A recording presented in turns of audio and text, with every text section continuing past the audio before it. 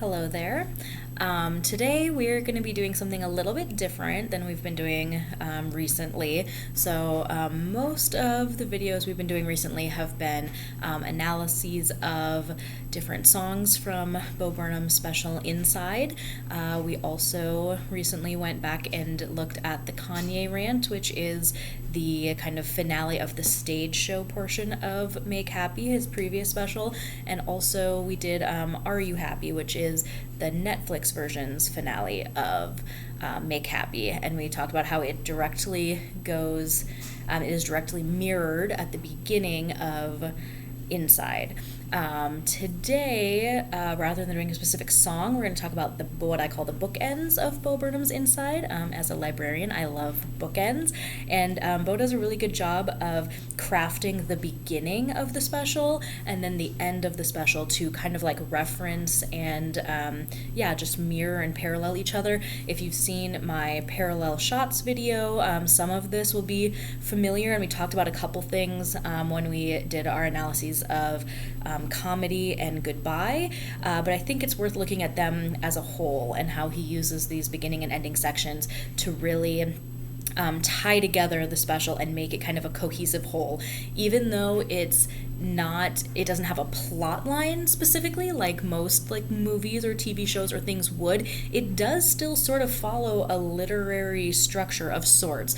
A lot of books and movies kind of start out with some sort of some exposition or some sort of inciting incident that kind of gets the drama, the action of the thing going. And then you have usually some sort of kind of a rising action leading to a climax, and then some falling action, and hopefully a resolution of some sort.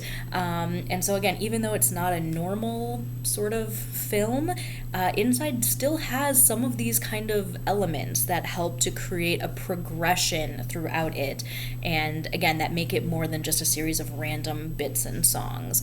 That sometimes, usually if a comedian is good, their specials have some sort of a through line or some sort of a progression, but not always, right? Bo does this as more of a filmmaker sometimes than a comedian, does this so well.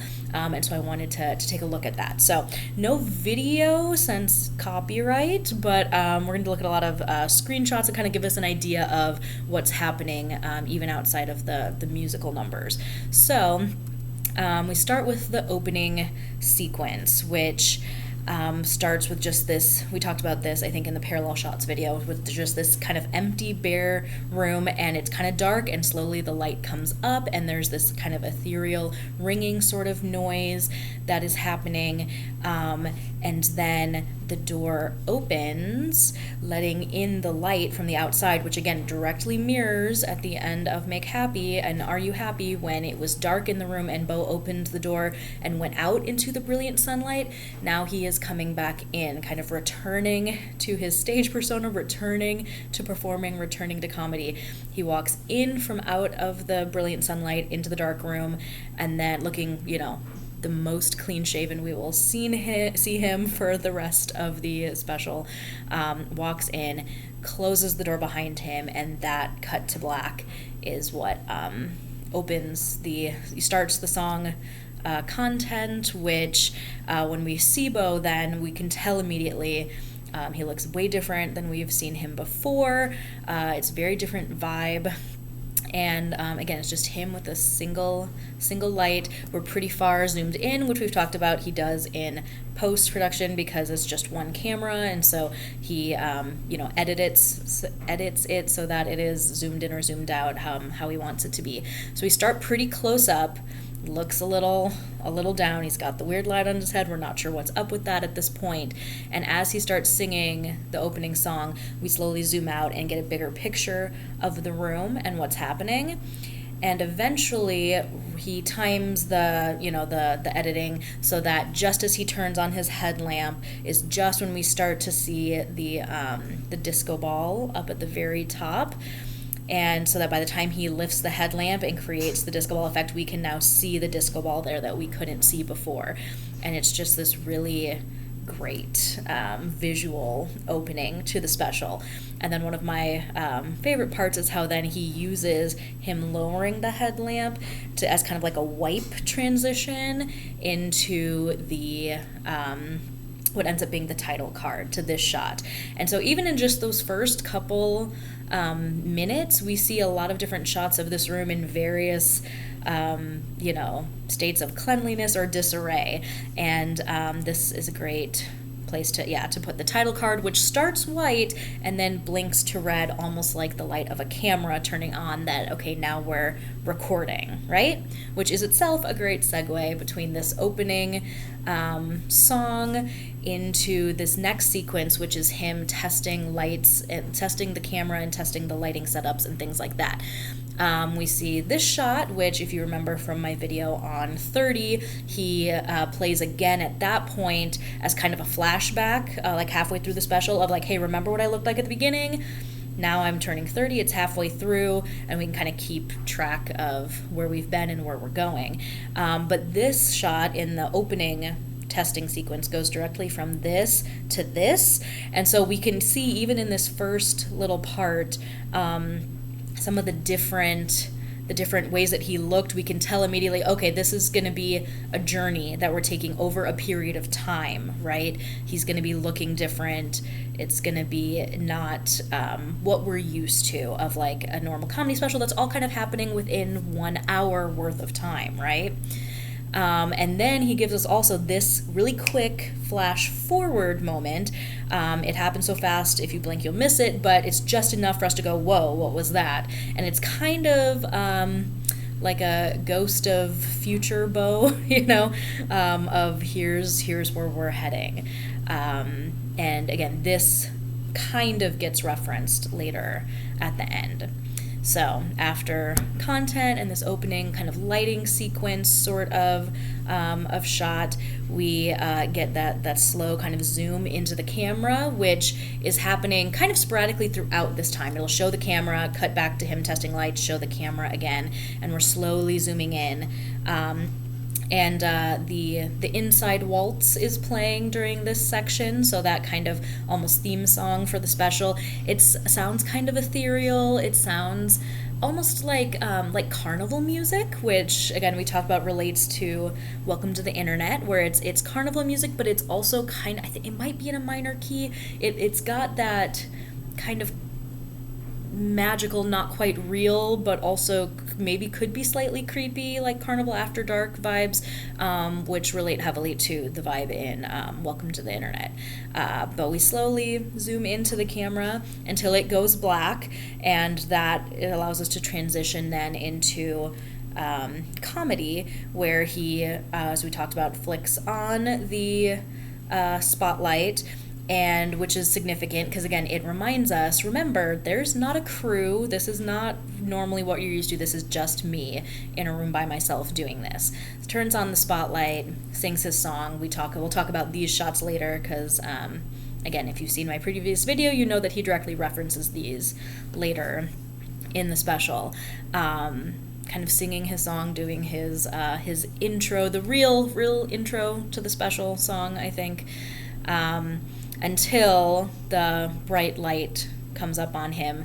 Again, this one we're supposed to think, even though obviously we know he's controlling it, we're supposed to think that this one surprised him, right? And it's people, other voices, not technically his. He's, put effects and things on them to make it sound like someone else, are talking to him and telling him that he needs to heal the world with his comedy, and that's his purpose. It's almost like a message from above, right? Encouraging him, telling him, giving him his mission. And that's when he stands up and does this part of the song. We talked a lot about this shot in my parallel shots video, so I'm not going to go into it too much here, but very clean room, very tall, in charge. We got the pretty clouds background, which will come up again later. And we also have this shot later in the song, again, pointing up at him, very well lit. And this is the part where he kind of stops singing, looks directly, makes direct eye contact with the camera, and says, "Oh, like, should I really be joking at a time like this?" Again, that will get echoed later as well. And after comedy, we kind of shift, and he opens the blinds, lets a bunch of light in, and we go to this shot of him in front of the mirror. And this is the official kind of introduction, not in song form, to the special, right?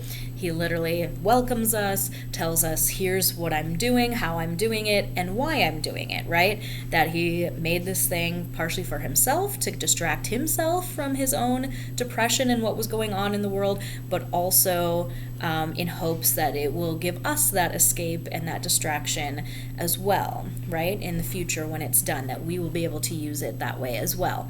And so it's an important kind of, again, introduction to the special. So that's kind of, the end of the intro part. We understand now that the context is COVID, even though he never says that. We know that that's what's happening.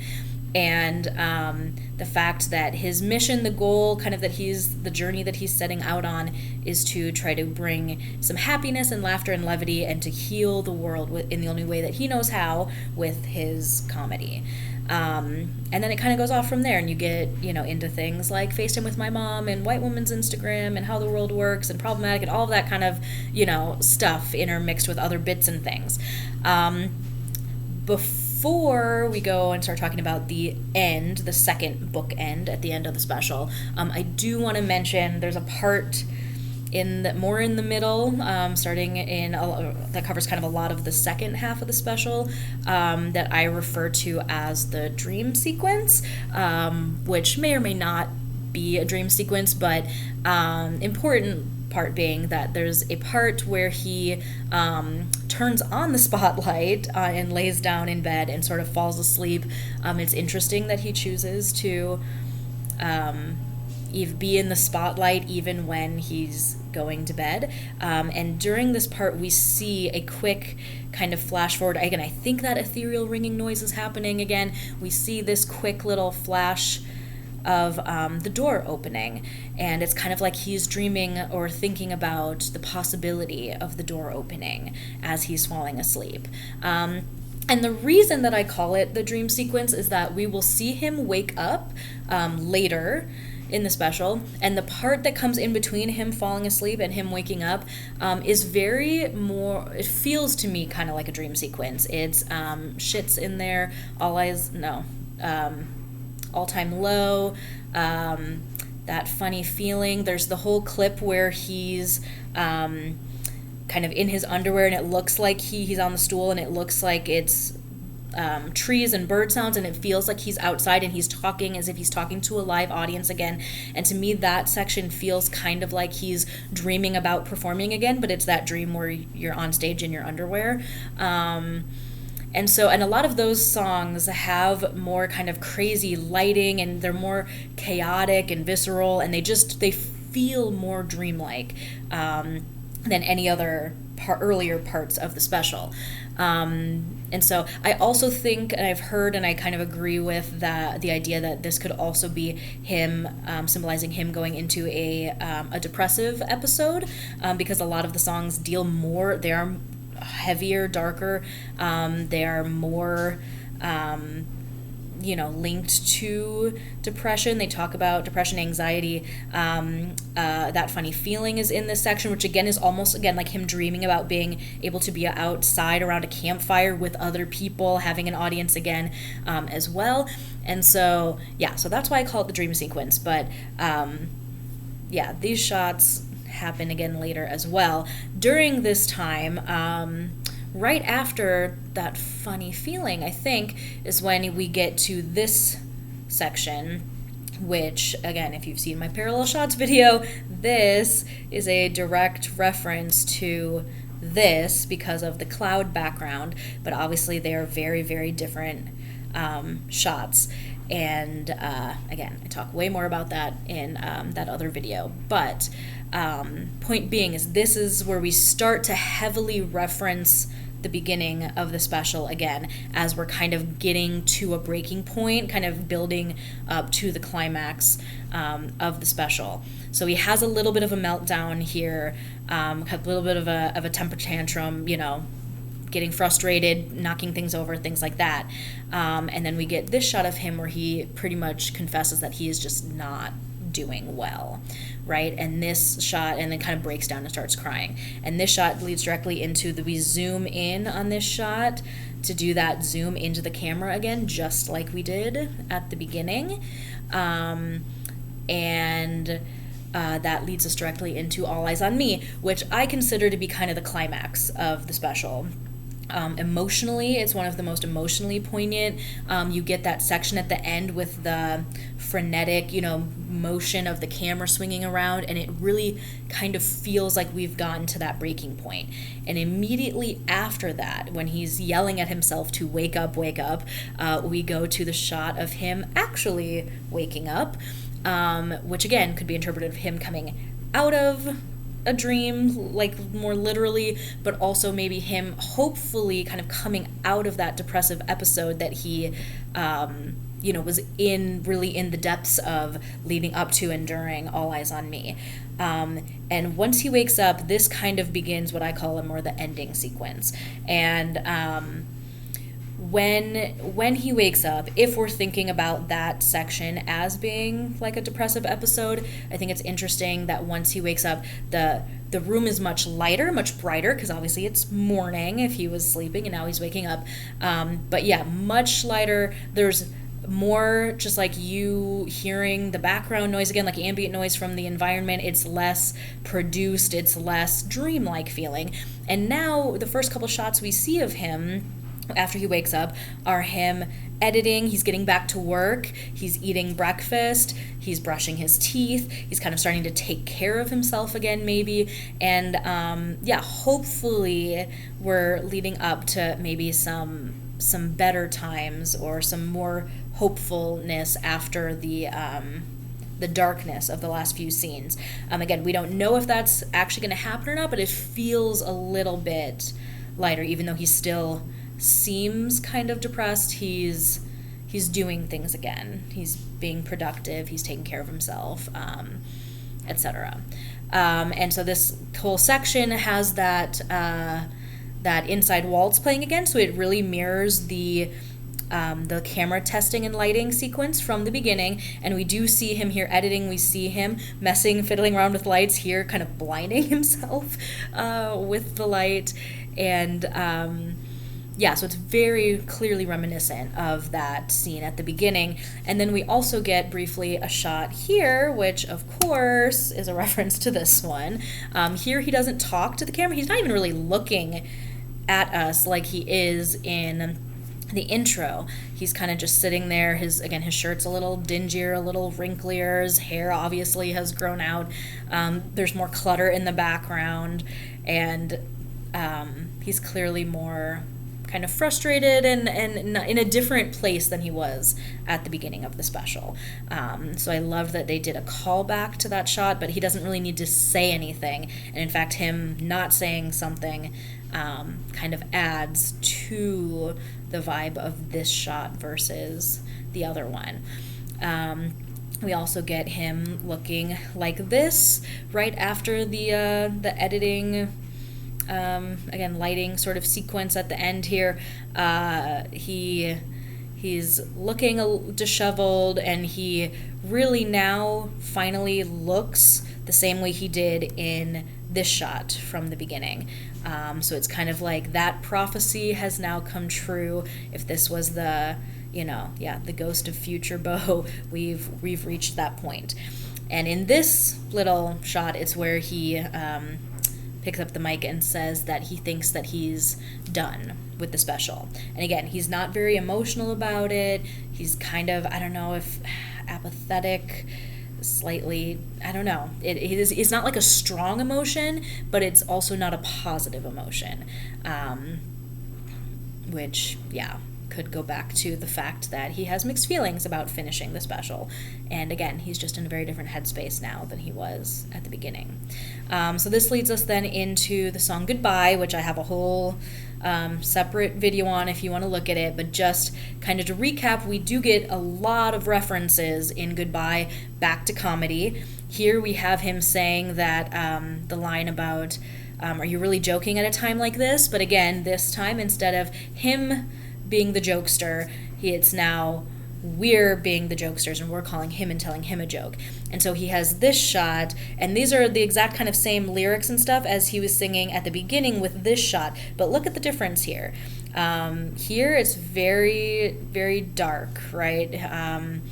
There's some light kind of in the background from I think the moon on the projector, but it's darker. Obviously his hair's longer. It has a very different feel than this one.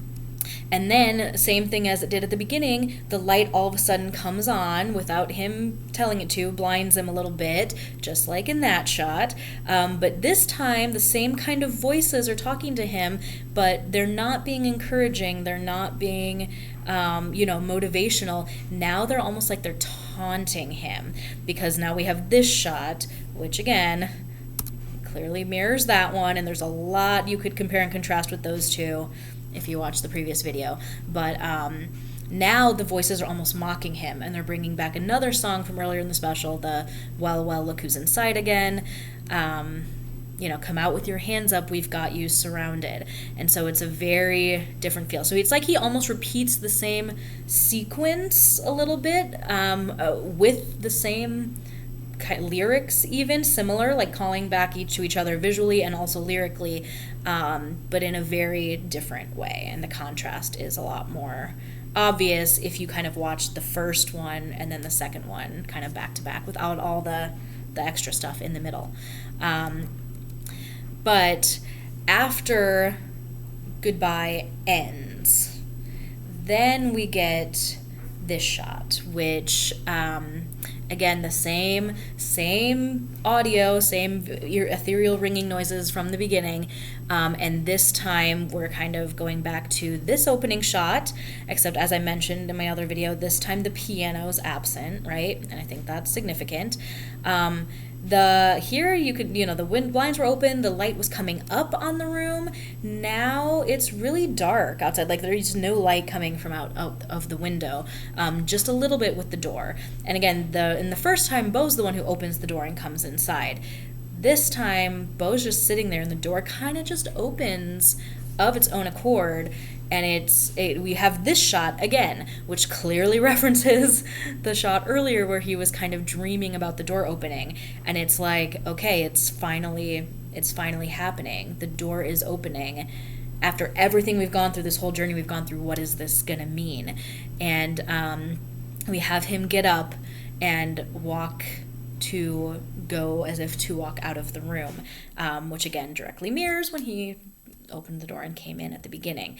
And so we're not sure. We're like, how is this going to go? Because it's hard to believe at this point that he's going to walk outside and just everything's going to be fine after everything we've just gone through. But we don't know. It's a moment of high suspense, I think, of the whole special. And the way that he films it really, really adds to that. And his acting in this scene, there's a couple other shots I could have put in here, but I did not, of his face and the way he looks when he's looking at the door, is great acting and very emotional, but not positive emotions. He does not look happy that the door's opening. He looks kind of terrified and apprehensive, maybe even a little angry. It's a very, very interesting little sequence. And then obviously he leaves the room and we have the actual ending to the special. But this is where I'm going to stop for today, because I'm going to do a separate video on the actual finale conclusion of Inside. But for now, we'll stop at the suspenseful cliffhanger of him trying to finally leave the room. But so let's recap quickly here. So you can kind of see with the opening shot and with the opening sequence and the ending sequence how they kind of mirror each other, right? We start with the empty room, and then Bo enters and shuts the door. We have an opening song. We have testing camera and lighting sequence. We have that shot of getting sucked into the camera. We have another kind of opening song comedy that has those spotlight and the cloud background shots that get mirrored later. And then we have the actual introduction that he does in the mirror.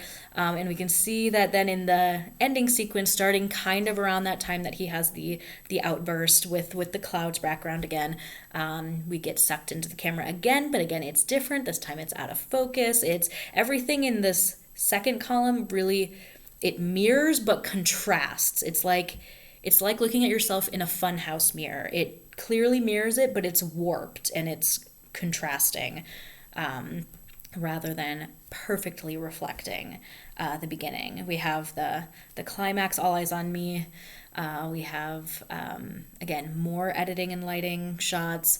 The music is mirrored in multiple places so that it calls to mind just through the audio the previous shot or the previous scene that it's referencing. We have the ending song with Goodbye, with the repeat of that, the lyrics, and also some of the shots and things. And then we end exactly kind of how we started, with the empty room and him, the door opening and him leaving. So yes, as like a literature version, I love the parallel structure of that. And I think, based on the outtakes now that we've seen those, and how it seemed like he apparently really struggled to figure out how to end the special, saying that because the thing he was writing about, COVID, wasn't ending, it was hard to find an ending to his special, and he would write something and film it and edit it and watch it and then go, no, that's not right, and kind of repeat the process over again. And I don't know how much of this was planned or how much of it was he decided to do that to make it cohesive, like after the fact. Clearly, I think some of it was pre-planned. I think probably for sure this part after where we stopped today was probably like the official actual finale of the special. I think was probably mostly what he was referring to there, as far as how do I actually end this thing.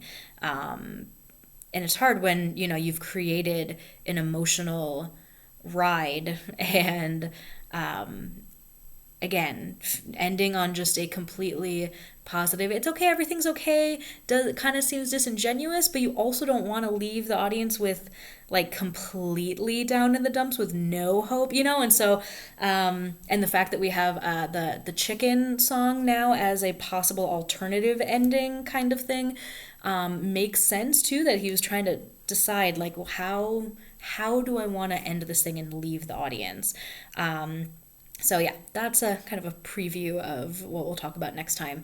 But for now, I just love, that's probably one of my favorite things about Inside is the opening section and then the ending section, and how well they make perfect bookends to the special and create that cohesive whole. And we kind of do get that, kind of falling action, and they help set up that literary structure.